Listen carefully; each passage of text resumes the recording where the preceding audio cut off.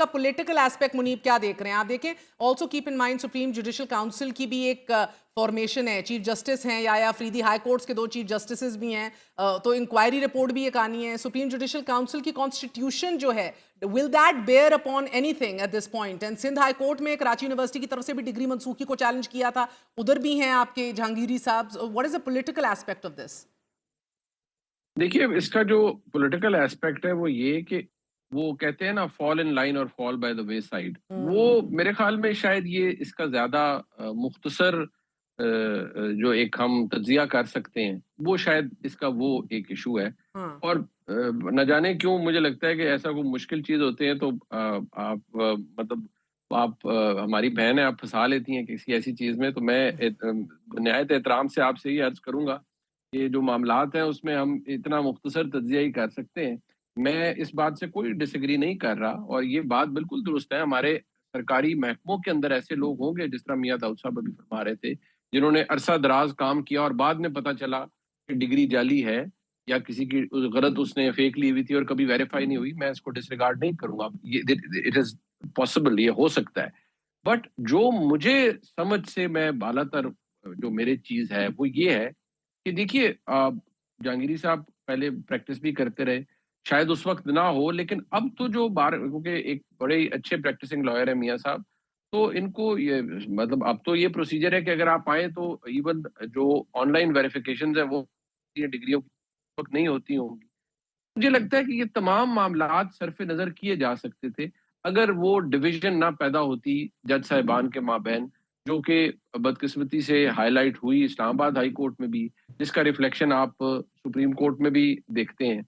और शायद ये खत्म नहीं होगा, बल्कि शायद मुझे लगता है विद एवरी पासिंग डे ये शायद बढ़ता हुआ नजर आए। सो और अभी तक तो अर्ज करूंगा कि जब तक इस निज़ाम के अंदर ये बरहमी और सख्ती का एलिमेंट मौजूद है, आप इन चीजों को देखेंगे कि रिपेटिटिव रहेंगी, होती रहेंगी। सर, अब जहांगीरी साहब ने तो खुद ये कहा है कि 34 साल बाद कराची यूनिवर्सिटी को याद आया है। इतनी बड़ी बड़ी वो लीगल पोजीशंस पे रहे हैं इस मुल्क में 34 साल sir, the top most legal positions of the country unchallenged. और जैसे ही उन्होंने टू मेनी बहुत सी कड़ियां इधर मिलाई जा रही हैं ना, फिर एनालिसिस के तौर पे कि जैसे ही वो मुस्लिम लीग नून के बैठते हैं, उनकी जो फॉर्म्स हैं उनको जांच पड़ताल करना शुरू करते हैं, उनके जो जीतने वाले मेंबर कौमी असेंबली पहुंचे हैं ट्राइब्यूनल्स में बैठ के काम और संभालते हैं तमाम मामलात को और टाइमलाइंस देते हैं। ये पे दर पे चीज़ें खुलती रहती हैं, मुश्किलात पैदा होती रहती हैं, तीनों इस्लामाबाद के हलकों के ऊपर सवाल उठाते हैं। तो इज दिस टाइमिंग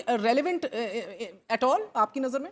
जो आपने फरमाया है वो बिल्कुल दुरुस्त है, उसमें बड़ा वजन है और हाँ इसकी बात तो होती है। और मैं आपको ये भी अर्ज करूं कि तो चले, देखिए अगर जी, अगर मेहदी हसन ने की तरह का सवाल फेंका ही है, तो आप तो ख्वाजा आसिफ ना बने ना, आप तो खुल के जवाब दे दें सर। पाँव पे कुल्हाड़ा। बात यह है, हाँ ख्वाजा ख्वाजा आसिफ साहब तो डिफेंस मिनिस्टर हैं, उनको तो फिर चाहे चले कोई बचा लेगा, मेरी बचने के चांसेस बड़े तो फिर कम है। बचने से याद आया मुनीब, ये भी बताइएगा, ये अहम तरीन केस है आपकी नज़र में, पॉलिटिकल बहुत है, बार के इलेक्शंस भी सर पे हैं, क्या 27वीं आईनी तरमीम और फिर जहांगीरी साहब का मामला बार के इलेक्शंस के ऊपर असरअंदाज हो सकता है?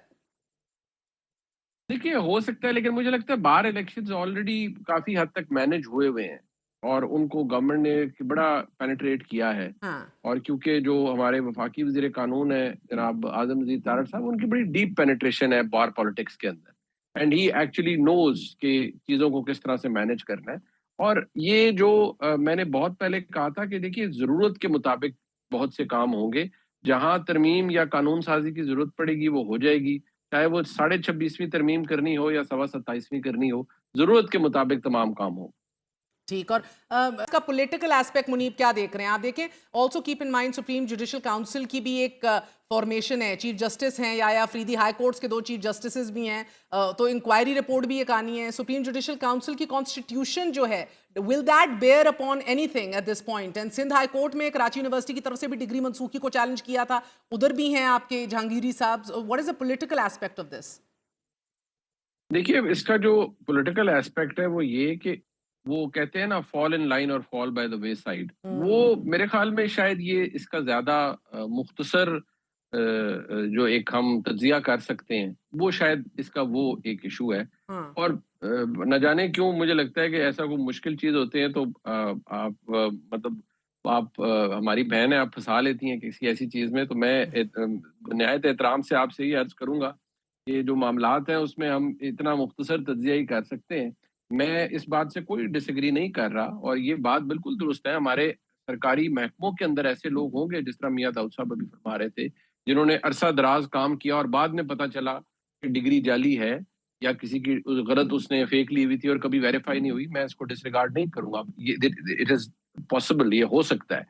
बट जो मुझे समझ से मैं बालातर जो मेरी चीज़ है, वो ये है कि देखिए जहांगीरी साहब पहले प्रैक्टिस भी करते रहे, शायद उस वक़्त ना हो, लेकिन अब तो जो बार क्योंकि एक बड़े ही अच्छे प्रैक्टिसिंग लॉयर है मियाँ साहब, तो इनको ये मतलब अब तो ये प्रोसीजर है कि अगर आप आएँ तो इवन जो ऑनलाइन वेरिफिकेशंस हैं, वो ये डिग्रियों वक़्त नहीं होती होंगी।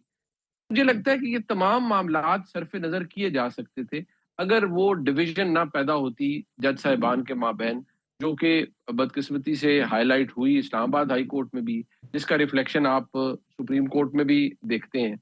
और शायद ये ख़त्म नहीं होगा, बल्कि शायद मुझे लगता है विद एवरी पासिंग डे ये शायद बढ़ता हुआ नज़र आए। सो और अभी तक तो अर्ज़ करूँगा कि जब तक इस निज़ाम के अंदर ये बरहमी और सख्ती का एलिमेंट मौजूद है, आप इन चीज़ों को देखेंगे कि रिपिटिटिव रहेंगी, होती रहेंगी। सर, अब वो जहांगीरी साहब ने तो खुद ये कहा है कि 34 साल बाद कराची यूनिवर्सिटी को याद आया है, इतनी बड़ी बड़ी वो लीगल पोजीशंस पे रहे हैं इस मुल्क में।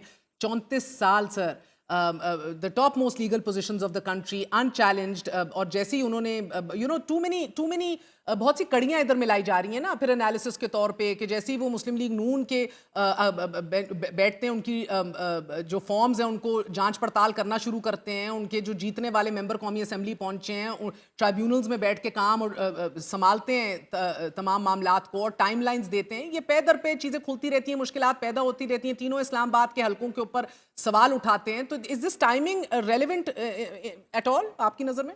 जो आपने फरमाया है वो बिल्कुल दुरुस्त है, उसमें बड़ा वज़न है और इसकी बात तो होती है और मैं आपको ये भी अर्ज़ करूँ कि तो चले देखिए अगर जी। अगर मेहदी हसन ने की तरह का सवाल फेंका ही है, तो आप तो ख्वाजा आसिफ ना बने ना, आप तो खुल के जवाब दे दें सर, पाँव पे कुल्हाड़ा। बात ये है हाँ। ख्वाजा ख्वाजा आसिफ साहब तो डिफेंस मिनिस्टर हैं, उनको तो फिर चाहे चलें कोई बचा लेगा, मेरी बचने के चांसेस बड़े तो फिर कम हैं। बचने से याद आया मुनीब, ये भी बताइएगा, ये अहम तरीन केस है आपकी नज़र में, पॉलिटिकल बहुत है, बार के इलेक्शंस भी सर पे हैं, क्या 27वीं आईनी तरमीम और फिर जहांगीरी साहब का मामला बार के इलेक्शंस के ऊपर असरअंदाज हो सकता है? देखिए, हो सकता है लेकिन मुझे लगता है बार इलेक्शंस ऑलरेडी काफ़ी हद तक मैनेज हुए हुए हैं और उनको गवर्नमेंट ने बड़ा पेनिट्रेट किया है। हाँ। और क्योंकि जो हमारे वफाकी वज़ीर कानून हैं जनाब आज़म नज़ीर तारड़ साहब, उनकी बड़ी डीप पेनिट्रेशन है बार पॉलिटिक्स के अंदर एंड ही एक्चुअली नोज़ कि चीज़ों को किस तरह से मैनेज करना है। और ये जो मैंने बहुत पहले कहा था कि देखिए ज़रूरत के मुताबिक बहुत से काम होंगे, जहाँ तरमीम या कानून साज़ी की ज़रूरत पड़ेगी वो हो जाएगी। चाहे वो साढ़े 26वीं तरमीम करनी हो या सवा 27वीं करनी हो, ज़रूरत के मुताबिक तमाम काम हों। ठीक। और